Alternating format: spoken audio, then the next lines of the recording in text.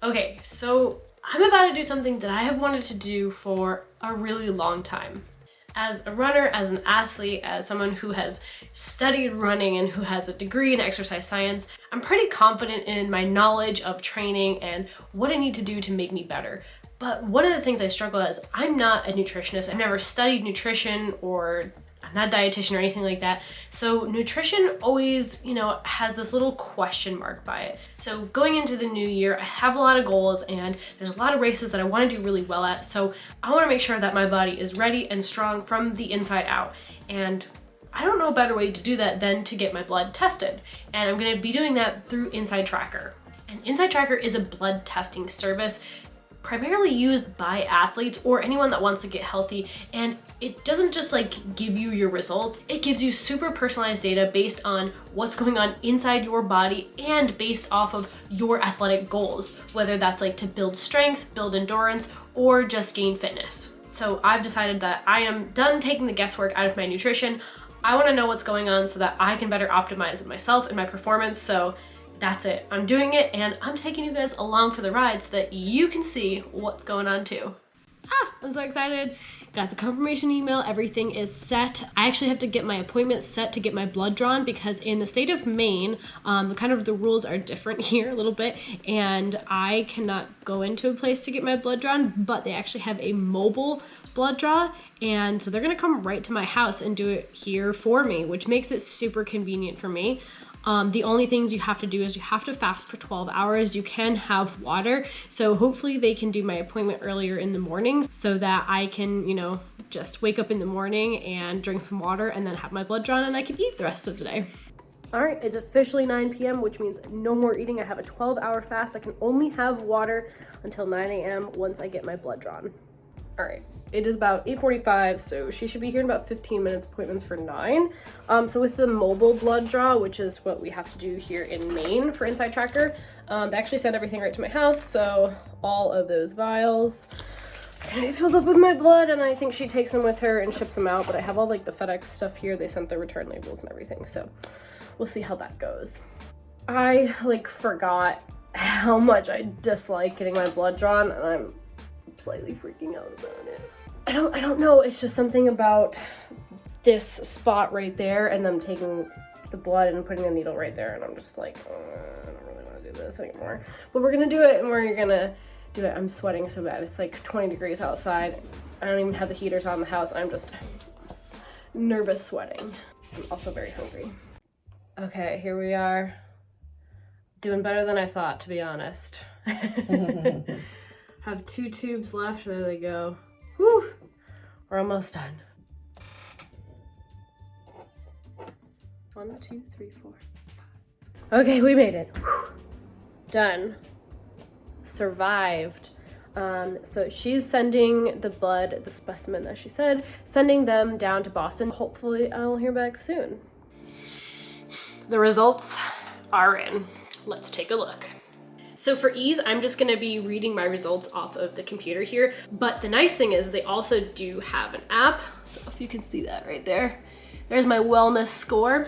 It's just easier for me to do off my computer. So overall, my wellness score out of 100 is 78.3, which falls into the good category. That's pretty much what I would have expected. I know that I am not the world's healthiest eater, so this makes me feel okay, I wasn't too far off with where I thought my nutrition was, so that's at least good. This also means there is a lot of room for improvement. There are 43 biomarkers, by the way. There are a couple at-risk categories, so I'll go over those with you. Okay, for my at-risk categories. So the first one up is an overall group. I have a few categories in this group that are good, but some of them are bad, so it kind of brings the average down, which is my, surprise, surprise, my iron group. Specifically, my ferritin is low. Your iron group is at risk due to your low ferritin. The iron group includes ferritin, hemoglobin, TS, I don't know what that stands for, iron, TIBC, and the 6 red blood cell markers. Ferritin is a marker of iron storage and is the best marker of iron metabolism. Low levels of ferritin and hemoglobin indicate that you may not be consuming enough iron to meet your body's daily needs. says increase the amount of beans you eat to 4 servings per week to help improve your low ferritin. Clearly, I am not getting enough iron, and it's something I know specifically a lot of women deal with. So let me find a reference here, and if I can read a little bit more about that, especially for women. You may be low on iron because your demands for your body have increased. This often occurs in young children who are undergoing rapid growth. That is not me. Pregnant women, that is not me. And people who lose blood through blood donation, intestinal conditions, menstruation, or very intense endurance exercises. So obviously I am in the last 2 of those. So it is recommended that men 19 to 50 have 8 milligrams of iron per day, and premenopausal women, so me, consume 18 milligrams of iron per day. We need double almost of what men have. All right, specifically looking at ferritin, the article that I clicked on, of course, says, got fatigue? Increase your ferritin. Okay, so ferritin levels are important for everyone, male or female, or avid exerciser or couch potato. If your ferritin levels are too low, you may feel fatigued and run down. That explains a lot. Fatigue can also be linked to inadequate iron in the body, and since ferritin is a marker of long-term iron intake, it is perfect for determining whether the worn down feeling can be linked to your diet. So that definitely makes some sense. Okay, so this is really interesting. A lot of things that you need to help increase iron absorption are in the vitamin C category, and I think I'm like normal in that category. That's definitely something like lemon water. I know that I can easily add into my diet, at least to get there, and lemon into my smoothies and things like that. Or just having some orange juice around to add into my smoothies as well too, I think is something that I'm definitely gonna have to doing. Also, another thing on here about iron, because we're gonna dive deep, we're doing this together. Iron is best absorbed on an empty stomach. Okay, so smoothies, bumping them up on an empty stomach is going to be one of the best things that I can do. So next in my at-risk category is magnesium. Yeah, I'm definitely real low in those. So magnesium is used for nerve, muscle, metabolism, and immune function, which means that magnesium is a super important mineral that I definitely need to be working on more. It's just funny, it feels like a lot of these things, black beans, quinoa, peanut butter, spinach, old-fashioned rolled oats, these are things I'm definitely getting in my diet. And this is also giving me a suggestion for a supplement for magnesium, because I am definitely in the very low category here. So luckily, those were the only 2 groups that I had at the at-risk category, which is great. I have a bunch of like needs work, but the one that I know I'm gonna be having a problem with is my sugar group. I like sugar. Your sugar group needs work due to your above optimized HbA1c. But it does say, since fasting glucose can, which I was fasted for this, since fasting glucose can influence future HbAC1 levels, your optimized glucose may indicate that you are on your way to lowering your HbA1c. Sleep is super important for this. They say continue to sleep from 7 to 9 hours per night. We like to sleep, so that's not a problem. One of the things on here is challenge yourself in your aerobic workouts by varying the duration or intensity of your workouts at least once a week. Another nutritional advice they give here is to choose lean red meat, poultry, or fish instead of processed meat.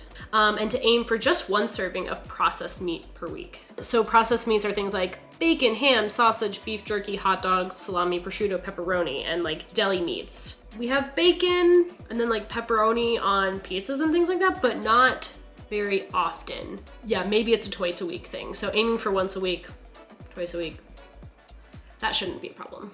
So I think that gives me a lot of different things to work on. I'm going to invest in some magnesium and iron supplements, specifically the ferritin supplements, to get me back on track there. And just being a little bit more conscious about what I'm putting into my body. So I'm excited. That's like a new little goal that I can work on for the winter. So yeah, you know, it's always a little nerve-wracking to see something that's like at risk, but I'm really thankful for all the results that I've gotten on here. It definitely helps answer a lot of questions. This is giving me some concrete ideas and advice that I can take forward and help to optimize my nutrition and my training. I know if my body isn't working right, I am not going to be able to work my body as hard and as efficiently as I want to. So if you want to try out Inside Tracker, you want to get working on these results, you want to know what is going on inside, and you want to make sure you are optimizing yourself, well, be sure to click the link down in the description, click that link and use the code Morgan25. You're gonna get 25% off any program that you choose. And if you have any questions, feel free to leave them down in the comments. I'll be happy to answer anything else, or if you want me to do follow up on this or anything else, I'll definitely be showing you guys some recipes going forward in Miles with Morgan that I'm gonna be doing to help increase that overall health score.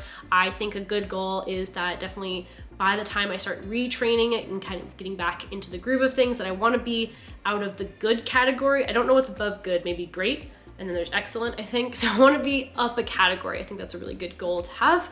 So let me know if you have any questions. I'll catch you guys next week.